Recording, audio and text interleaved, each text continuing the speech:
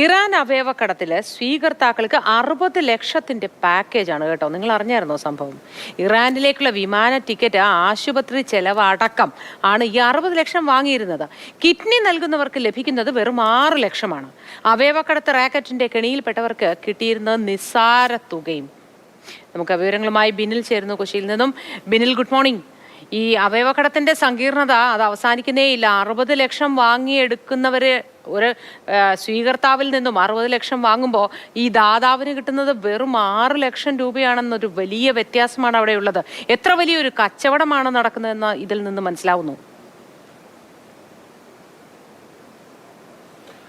മോത്തി, വലിയ കച്ചവടം തന്നെയാണ് നടക്കുന്നത്. നമുക്കറിയാം, അവയവ ദാനം അതൊരു വലിയ പ്രശ്നമായി തന്നെ നിൽക്കുകയാണ് ഈ സമൂഹത്തിൽ. കാരണം ഒരുപാട് പേർക്ക് ഈ അവയവം ആവശ്യമുള്ള ഒരു ഘട്ടം കൂടിയുണ്ട്. ആ സമയത്തൊക്കെ അവരെ നന്നായി ഇവർ ഉപയോഗിക്കുന്നു എന്നതാണ് ഏറ്റവും പ്രധാനപ്പെട്ട കാര്യം. അതായത് നമ്മുടെ ഇറാനിലേക്കുള്ള അവയവക്കടത്ത് നോക്കിക്കഴിഞ്ഞാൽ നമ്മുടെ ഇവിടെ ഇപ്പോൾ ആശുപത്രികളിലൊക്കെ പല സർജറികൾക്കൊക്കെ പാക്കേജുകളൊക്കെ പറയും. അതുപോലെയാണ് ഈ അവയവ മാറ്റത്തിന് വലിയ പാക്കേജാണ് നടക്കുന്നത്. അതായത് 60 ലക്ഷം രൂപയ്ക്ക് ഇറാനിലേക്കുള്ള വിമാന ടിക്കറ്റ്, ആശുപത്രിയിലെ ചെലവ്, ഇതടക്കമുള്ളൊരു പാക്കേജാണ് ഈ അവയവ റാക്കറ്റ് ആളുകൾക്ക് മുന്നിൽ അവതരിപ്പിക്കുന്നത്. അങ്ങനെ 15 പേരെയാണ് ഇവർ സ്വീകർത്താക്കളായി വിദേശത്തേക്ക് കൊണ്ടുപോയത്. അതോടൊപ്പം തന്നെ 15ഓളം ഇരകളെയും അവർ കൊണ്ടുപോയി.